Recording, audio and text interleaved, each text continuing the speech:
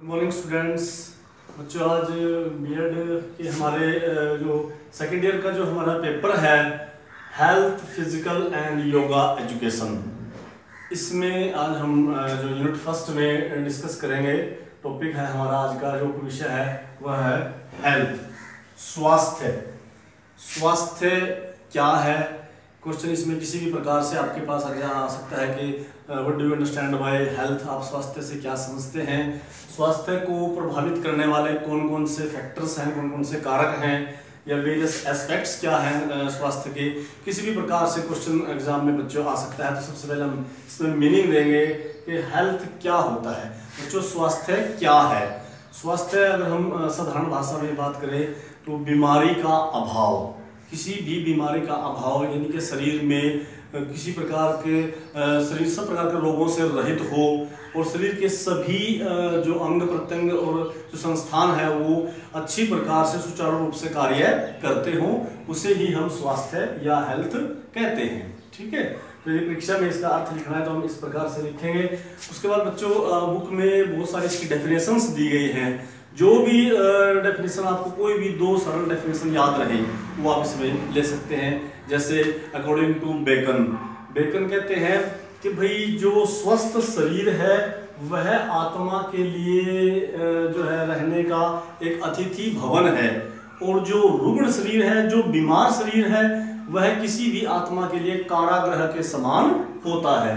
तो यानी कि जो प्रोफेसर बेकन ने कहा कि भाई जो स्वस्थ शरीर है, यानी कि स्वस्थ शरीर में जो है ना आत्मा का वो अतिथि भवन है, एक प्रकार से आत्मा उसमें प्रसन्न होकर रहती है, खुश रहती है। और जो बीमार शरीर है, रोगी शरीर है, जो बीमारी से ग्रस्त है शरीर, वह शरीर किसी भी आत्मा के लिए कारागृह यानी कि जेल के समान है। तो देखो कितनी अच्छी बात इसमें कही गई, यानी कि व्यक्ति को किसी भी प्रकार से ये प्रकार हर प्रकार से अपने शरीर की रक्षा सबसे पहले करनी चाहिए, क्योंकि हमारे शास्त्रों में भी ये लिखा गया है कि शरीरम आद्यम खलु धर्म साधनम, शरीर ही सब प्रकार के धर्म कर्म करने का साधन है। तो प्यारे बच्चों, इसलिए सब प्रकार से सबसे पहले हमें अपने शरीर को स्वस्थ बनाकर रखना चाहिए और इसको स्वच्छ रखना चाहिए, क्योंकि सब प्रकार के कार्य अगर हम समाज में किसी भी प्रकार के कार्य करते हैं तो वह केवल शरीर ही उनका माध्यम है करने का। शरीर के द्वारा ही हम सब प्रकार के स्वस्थ कार्य जो है वो कर सकते हैं। और यदि किसी राष्ट्र के नागरिक स्वस्थ होंगे, किसी भी राष्ट्र के नागरिक की हेल्थ अच्छी होगी बच्चों, तो स्वस्थ राष्ट्र का निर्माण हो सकता है, तभी स्वस्थ राष्ट्र का निर्माण संभव है। तो WHO ने भी जो वर्ल्ड हेल्थ ऑर्गेनाइजेशन है हमारा, उसने भी कहा है कि केवल बीमार रहित ही शरीर ही नहीं, बल्कि एक प्रकार से वो सामाजिक रूप से भी, मानसिक रूप से भी, शारीरिक रूप से हर प्रकार से संपन्न हो ऐसा शरीर, तो उसे ही हम मिलाकर हेल्थ कहेंगे। तो इस प्रकार मैं समझता हूँ कि आपको इसका कॉन्सेप्ट जो है वो अच्छे से क्लियर हो चुका होगा बच्चों। आगे बात करते हैं इसकी वेरियस एस्पेक्ट्स, ऐसे कौन से एस्पेक्ट्स हैं, कौन से ऐसे पहलू हैं जिनसे मिलकर जो है एक प्रकार से हमारा स्वास्थ्य बनता है। तो उसमें सबसे पहला है बच्चों फिजिकल हेल्थ, यानी कि भाई जो है ना शारीरिक रूप से जो है वो हष्टपुष्ट होना चाहिए शरीर हमारा, हर प्रकार से शरीर जो वो रोग रहित होना चाहिए, क्योंकि स्वस्थ शरीर में ही स्वस्थ दिमाग का निवास होता है, ऐसा अरस्तु ने कहा है कि जो शरीर स्वस्थ होगा उसी में ही सोचने समझने की और सब प्रकार से कार्य करने की शक्ति निवास करती है। स्वस्थ मन का वास उसी शरीर में ही हो सकता है। तो हमें शरीर को पहले फिजिकली शारीरिक रूप से भी स्वस्थ होना चाहिए। दूसरा मेंटल हेल्थ, मान लीजिए कोई शारीरिक रूप से तो फिट है लेकिन वो मानसिक रूप से स्वस्थ नहीं है, तब भी उसको पूर्ण रूप से स्वस्थ नहीं कहा जा सकता।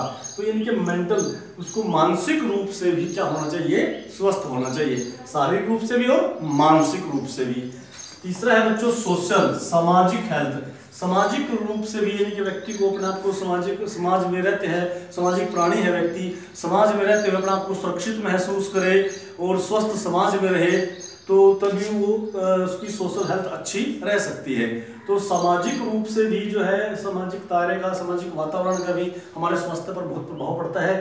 तो सामाजिक हेल्थ भी बहुत ही जरूरी है।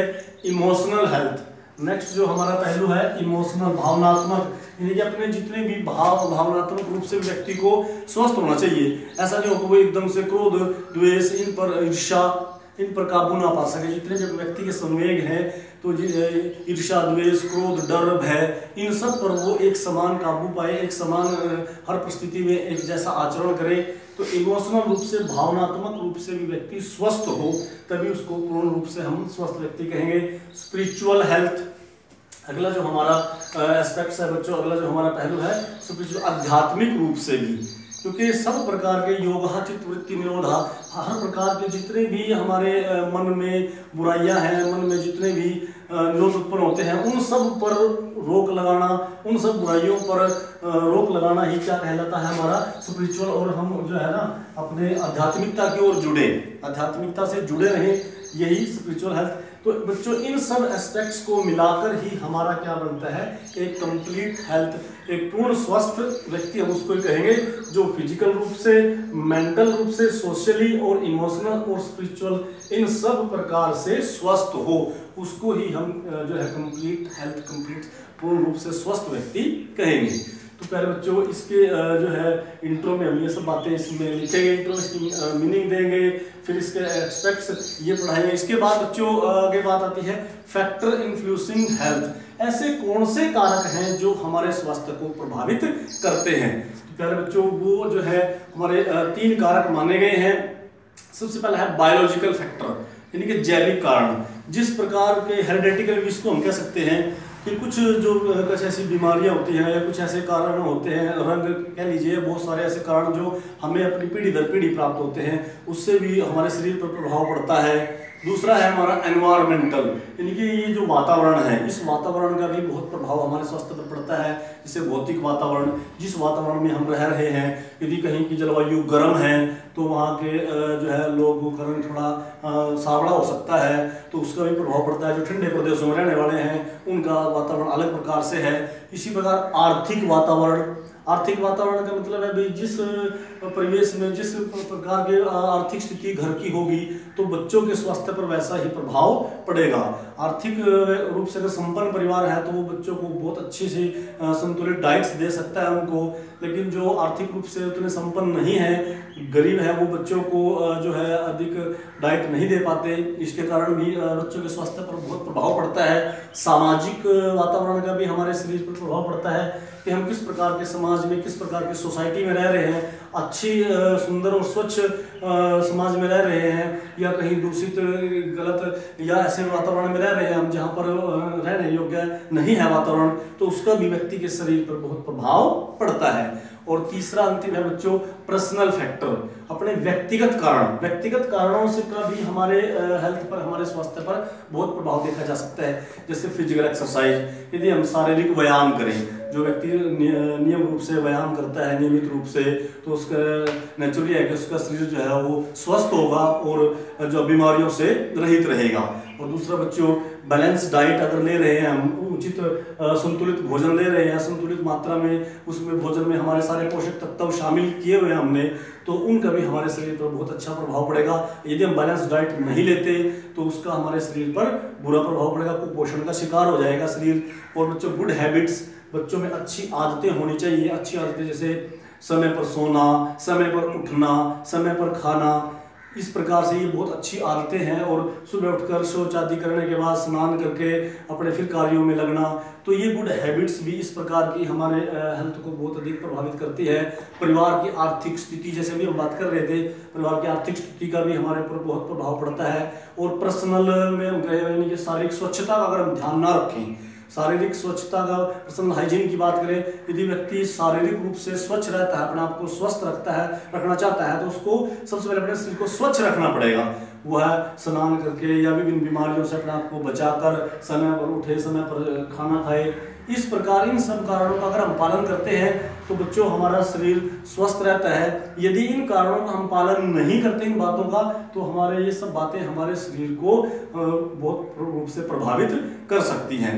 तो इस प्रकार बच्चों जो 3 फैक्टर हैं हमारे जो स्वास्थ्य को प्रभावित करने वाले हैं, बायोलॉजिकल फैक्टर, एनवायरमेंटल फैक्टर और पर्सनल फैक्टर, ये 3 कारण ऐसे हैं जिनसे हमारा जो शारीरिक स्वास्थ्य है वह प्रभावित होता है। तो इस प्रकार की परीक्षा में यह प्रश्न बच्चों आपको लिखना है। तो सबसे पहले इसकी इंट्रो देंगे, उसके बाद इसका मीनिंग बताएंगे कि हेल्थ का, स्वास्थ्य का क्या अर्थ है। उसके बाद इसके वेरियस एस्पेक्ट्स हम बताएंगे कि फिजिकल, मेंटल, सोशल, इमोशनल और स्पिरिचुअल, इन सब को मिलाकर ही एक अच्छा स्वास्थ्य का निर्माण हो सकता है। इसके बाद फैक्टर इन्फ्लुएंसिंग हेल्थ, ऐसे कौन से कारक हैं जो हमारे स्वास्थ्य को प्रभावित करते हैं। तो मैंने आपको बताया बायोलॉजिकल फैक्टर है, एनवायरमेंटल फैक्टर है और पर्सनल फैक्टर, इनके अपने जो व्यक्तिगत कारण, इन सब कारणों का हमारे शरीर पर प्रभाव पड़ता है। इनसे हमारा जो स्वास्थ्य है वो प्रभावित होता है। तो बच्चों आज का फर्स्ट यूनिट में हमारा ये टॉपिक था।